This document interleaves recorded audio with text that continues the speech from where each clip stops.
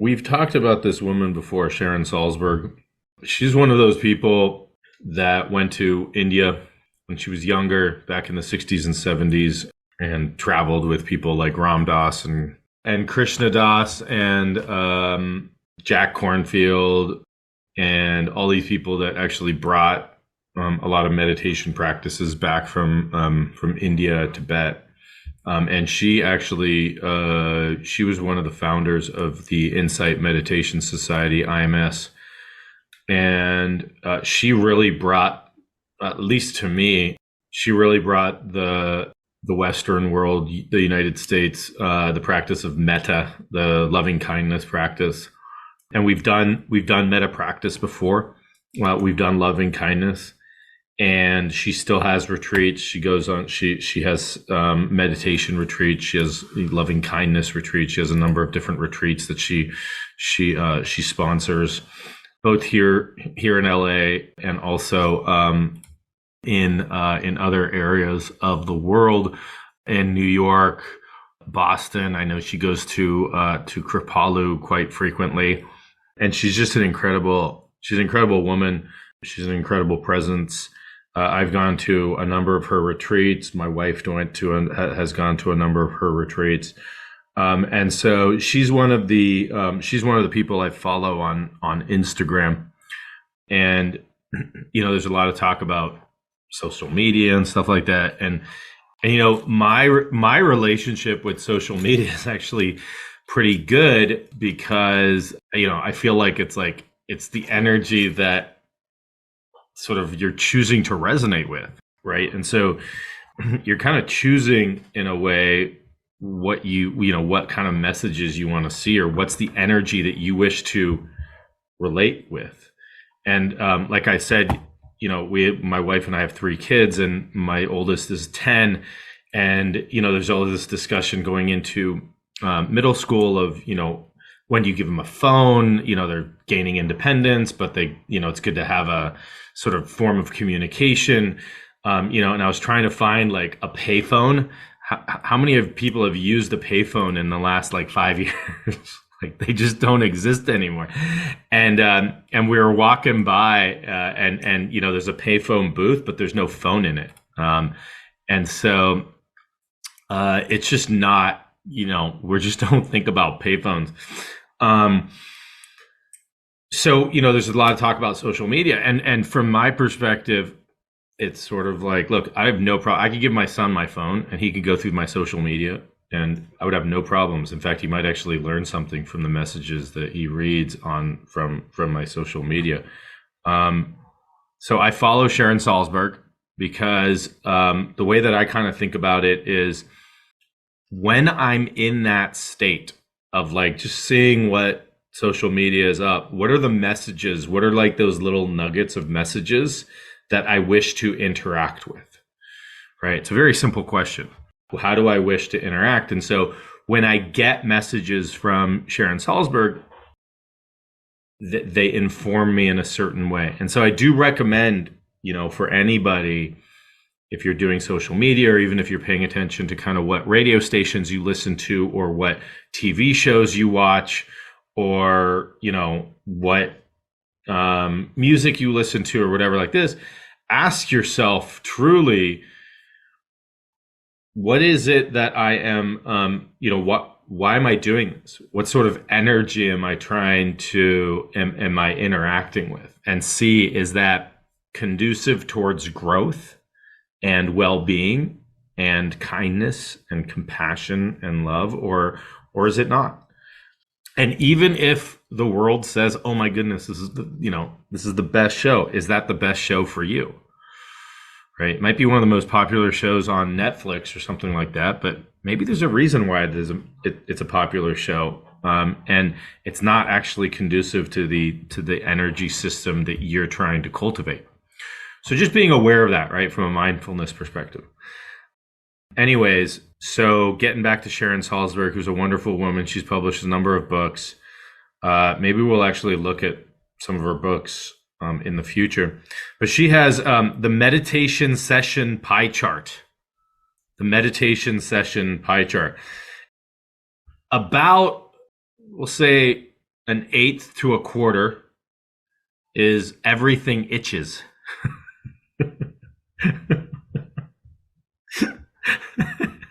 Right? And you sit there, so like, okay, close your eyes, get in a comfortable place, and he goes, oh, my shoulder and my neck itches. Everything itches. Okay, so that's about a quarter. An eighth of it is, are they mad at me? Somebody, right? So, did I piss that person off by sending that? I haven't gotten that response yet from the text message. Are they? A quarter of it is, why on earth did I say that? Another quarter is, and this comes up quite frequently, I'm terrible at this. I'm terrible at this. I need to pay attention. What am I paying attention to? The more I'm trying to pay attention to something, the more I'm getting, I am not good at, right? How many people stopped their practice because they're like, I am not good at this? About a third of the practice is what she calls begin again. Right. Okay. Let me start. Let me begin again. Let me begin again. Let me begin again. Let me begin again. And what I really love about her is that she's just so real. She's just so human, right? And so she'll make fun of it. So again, if you kind of look at those, those are the kind of the topics, right? So you can see that's the begin again, the big one. Why on earth did I say that? Are they mad at me? Everything itches. We try to get into that comfort zone, let's say, and then next thing we know is we want to move. We want to, we feel it. And so the reason I bring that up is just how real this actually is. How you may all have had these experiences when you're sitting, when maybe you had a great meditation yesterday, and today it's like, I can't listen to what this person's saying. Like, it's just like, and you're kind of, maybe you're falling asleep or whatever it might be. It's all real. It's happened so frequently, over and over and over and over and over and over and over again. And so that's why, one of the things with meditation or mindfulness practice that has really helped me is that non-judgmental part of it, right? When John Kabat-Zinn says, it's really about paying attention to the present moment on purpose without judgment. And the without judgment is a process. Even noticing the judgment, right? I suck at this. This is not for me. This is, whatever it might be. And also, right, we've done a couple of these things in the past, is notice how quickly the judge comes up, whether it's for yourself or somebody else. And also listening, right? And this goes back to the energy field that you are transmitting or you are exposing yourself to. Listening to yourself and being aware of the number of times that you're judging yourself, that you might be putting yourself down, even subtly, you're judging somebody else or putting somebody else down or getting involved in that gossip conversation about somebody else, and noticing how that actually makes you feel. How does that make you feel inside?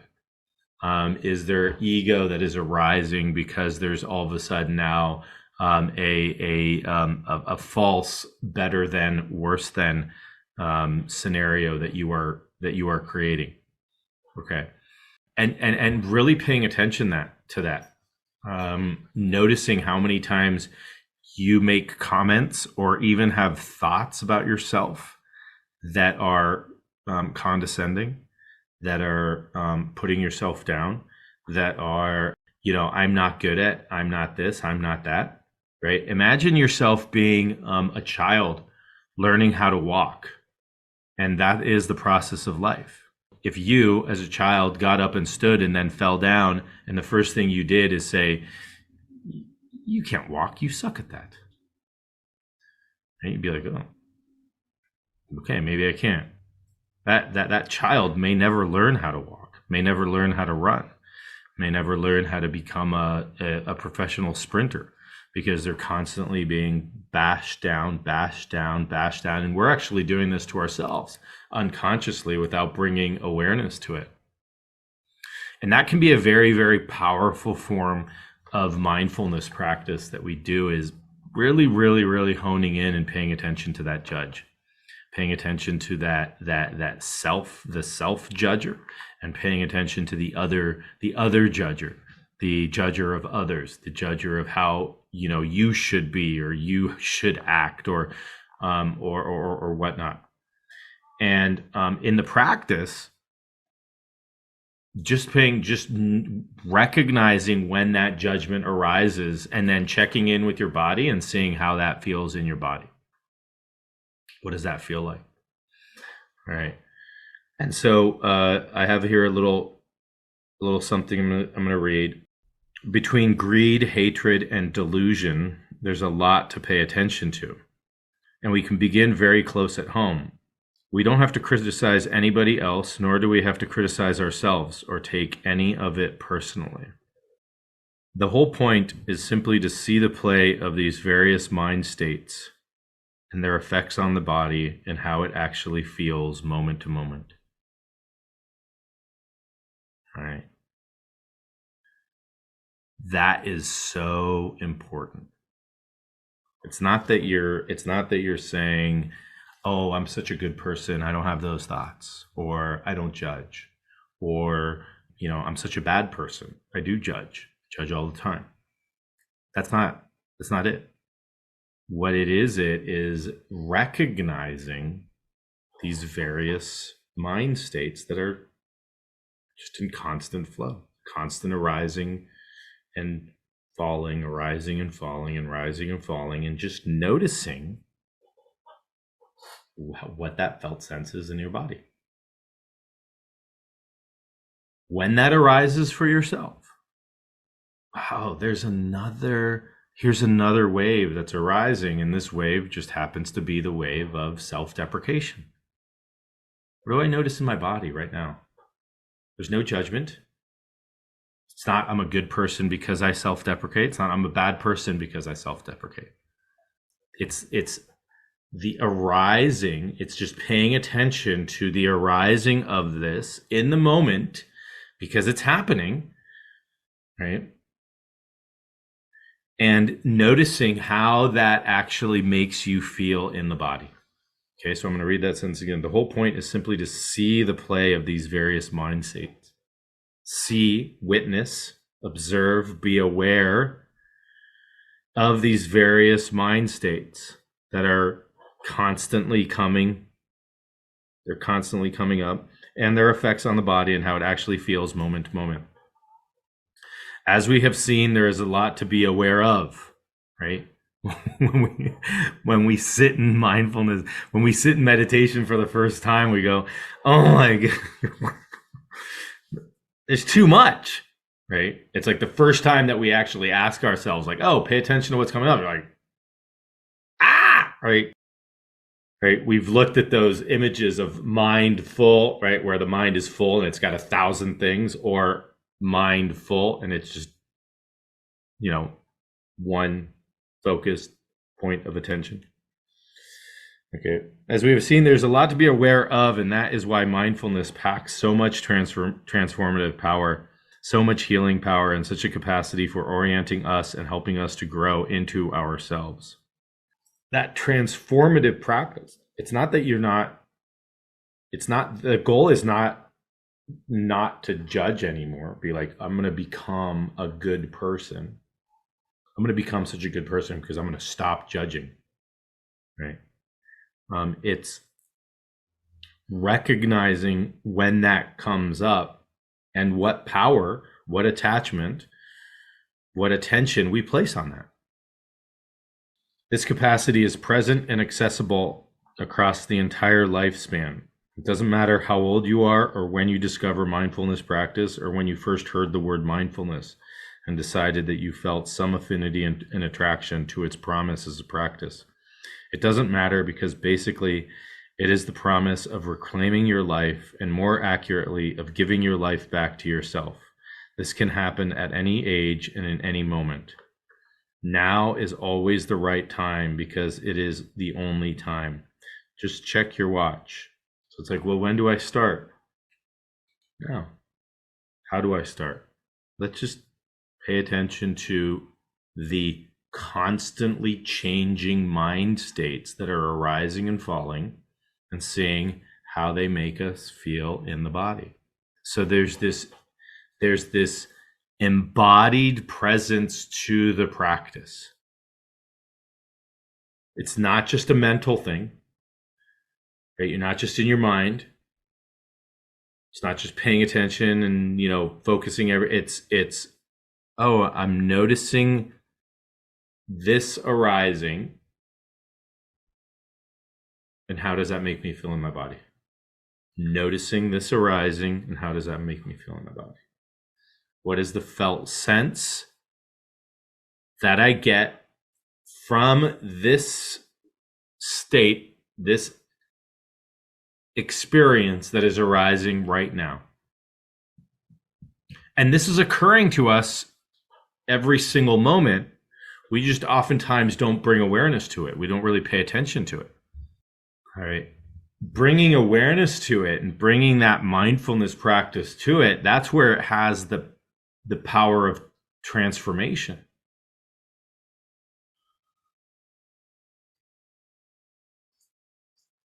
Because we are aware of it and we can allow it to let go.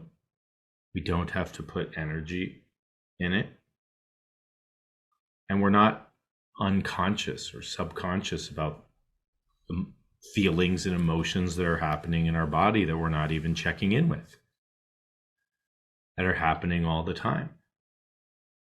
And simply by bringing an aspect of observation, of just seeing it, of, oh, I see you, can actually start to shift the energy and shift the potency of whatever is going on. All right. So, I really love that diagram, the pie chart, because it's so real coming from Sharon Salzberg. It's like, oh, okay, here we start again. Oh, do they still like me? I don't know. What am I going to have for lunch, right? The other one I probably would have added is like, what am I going to eat or have for lunch? Can I move? Will somebody notice me? Especially if you're in a big group, like, everybody's sitting so still. Can I move? Like, it's like moving an arm. Somebody's go, hey, you can't move. All that goes on, right? And so that's so real, right? And it happens to all of us. It does happen to all of us. And so that's the realism of it. And then bringing it and noticing, right? Noticing how often these judgments come up. Can I move? Should I move? Well, if I move, am I doing it good or not, right?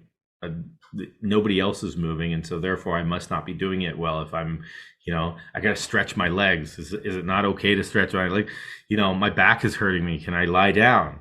I'd probably become, all these things, right, are probably going through the majority of us to some degree. And that's totally perfect. It's totally normal. Because that's what's arising in the moment. And how could it not be perfect since it is arising? It's got to be perfect. It's got to be. There's like no other way around it. And when we recognize that, right, because a lot of those are assessments and judgments. Am I doing this right? Am I not doing this right? They're doing this better than I am. They're much more quieter, peaceful. I'm not really thinking, well, what should I be thinking? I'm probably thinking the wrong thing. They never told me what I should be thinking about during meditation, right? Or all, whatever it might be. And those are all the that's all the mentalization that's actually occurring during the practice. And yet simply being aware of that is mindfulness and not judging yourself.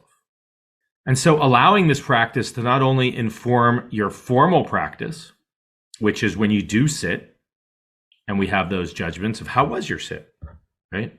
Oh, it was such a great sit. Oh, it was a really tough sit. And that just because you had a good sit yesterday doesn't mean you're going to have a good sit again. And to kind of evaluate your own definition of what a good or bad sit is, quote unquote, and just say, I sat. Sit for 5 minutes for 2 straight days and see if you can do that. And then throw yourself a party. I know you can do it for 1 day. Now do it the next day. Okay. If you can, throw yourself a party.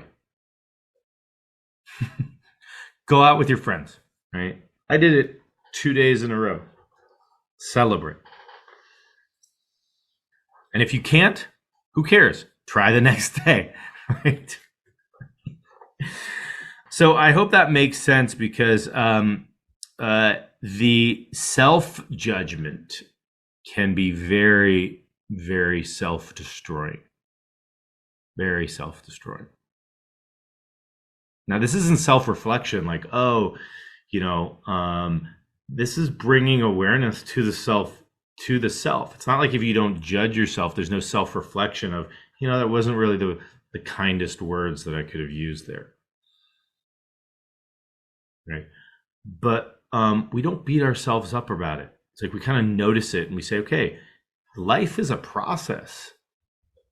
Right? If you have a plant that you're growing and one leaf comes out and it looks a little mutated, right? You're not going to throw the whole plant away.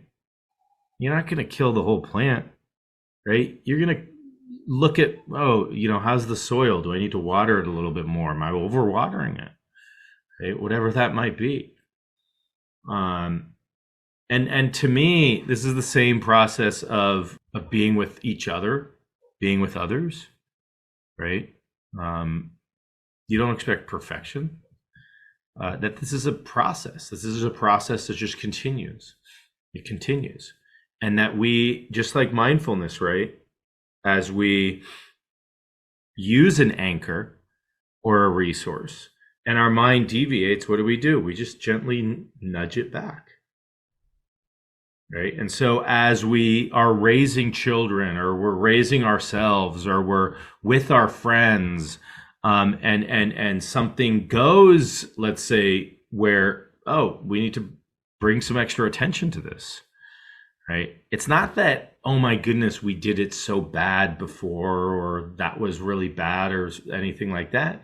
It's just being aware of it. And then how do you nudge the next moment that's coming up, and the next moment after that, and the next moment after that, to guide and lead to a certain, if you're looking for kindness, or you're looking for whatever you're looking for, but that it's just a gentle process. Similar to the practice of mindfulness. I wasn't able to pay attention to my anchor so much today. Okay. What do? You just nudge it back, you recognize that it's gone off, that your mind has wandered, and you come back. You recognize your mind has wandered, you come back. You recognize your mind has wandered, you come back. All right. So that's going to be our practice. It's really going to be about being mindful of anything that comes up for you that's sort of the judge, right? I should be doing it differently. I'm not good at this. Look at all these thoughts. This should be different, et cetera, et cetera. All right. And how perfect how perfect each one of the moments is that is arising. And so when you think to yourself, oh my goodness, everything itches, I need to move, or this, or I'm not doing this right, that you pay attention to that judge and you just say, I see you. I will let you be. That we don't need to drive too much attention to it, and we don't need to ignore it. I see you. Welcome. Right? And that's that play of mind states, that as these mind states arise, it's almost like we're watching fireworks up in the sky, for instance. Right? A big explosion might go up. Okay, here it goes. And we just kind of watch it. Wow, look at that. Look at that judger telling me that I'm doing this all wrong. Okay. So let's go into our practice.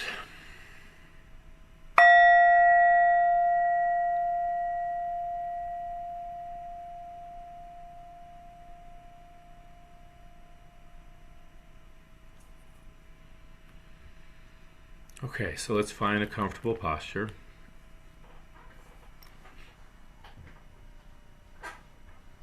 A posture you will feel relaxed, yet alert.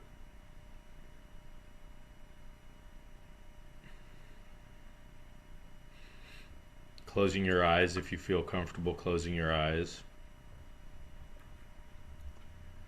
If not, having a soft downward gaze as you're gazing off on the horizon.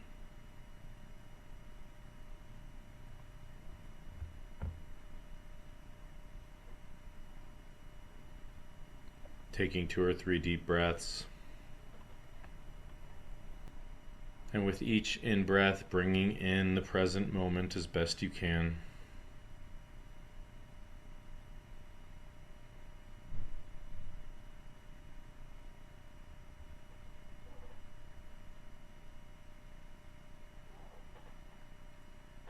And allowing yourself to be present, to be here,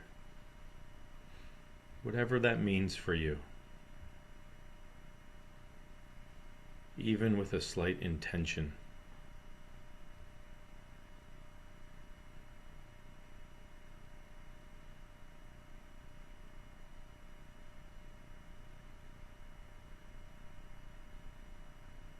And then breathing regularly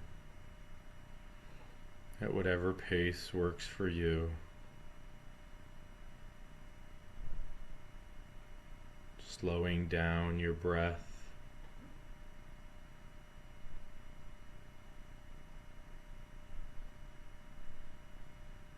Noticing the sensation of your breath as it comes in your body and as you exhale.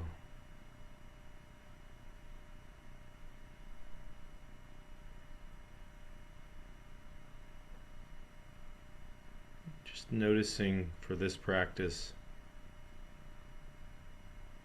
any judgments that come up for you.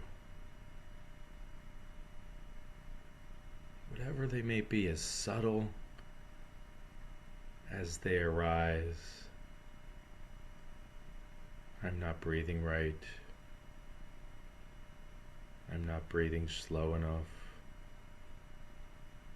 I'm not breathing deep enough. I can't feel the sensations of the breath in my body. If any of those come up, just notice them.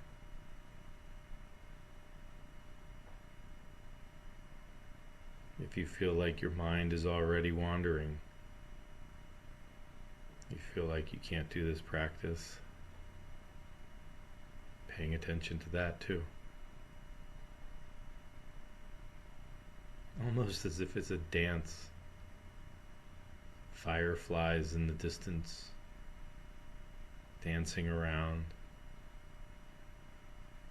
All these little thoughts and judgments and self-criticisms,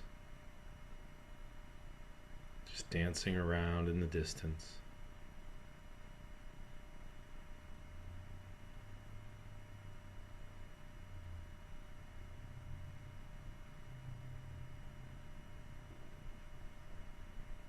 Noticing this play, these various states of mind that arise and fall so quickly.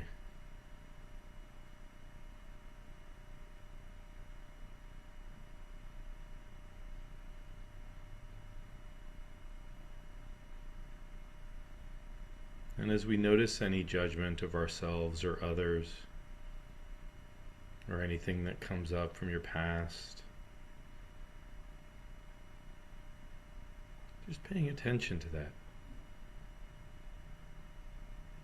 Paying attention to the number of ways that we do criticize ourselves and others.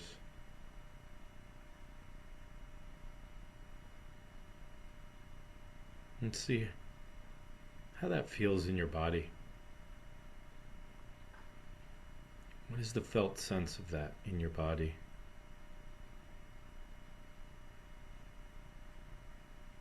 And being aware of that too.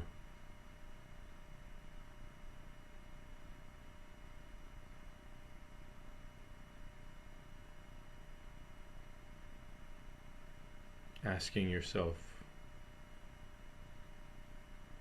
does that go towards healing or harming?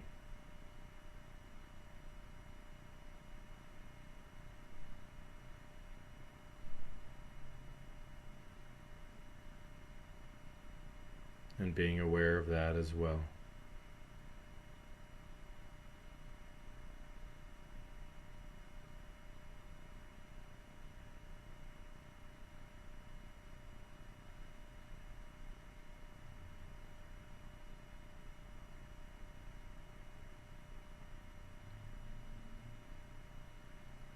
Can we be present in this moment?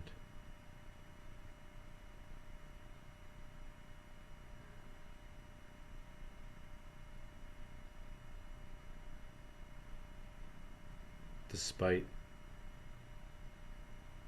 the criticisms and the judgments that arise.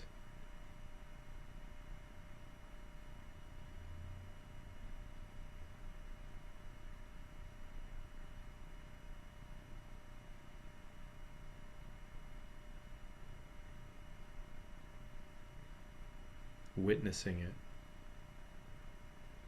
seeing it, and choosing simply not to pay too much attention to it.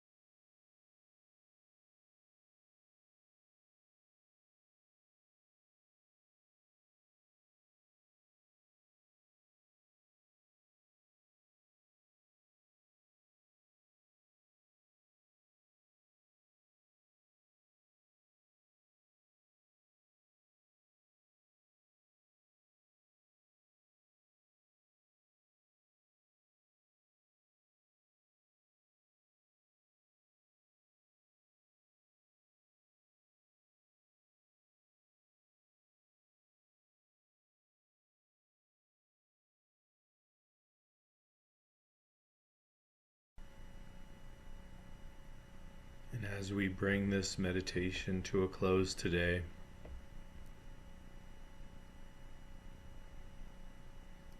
just recognizing how you can bring this practice out into the world for yourself and others, recognizing the number of times we judge ourselves or others, and just witnessing those various states of mind coming and going, coming and going. And with that, taking 2 or 3 deep breaths,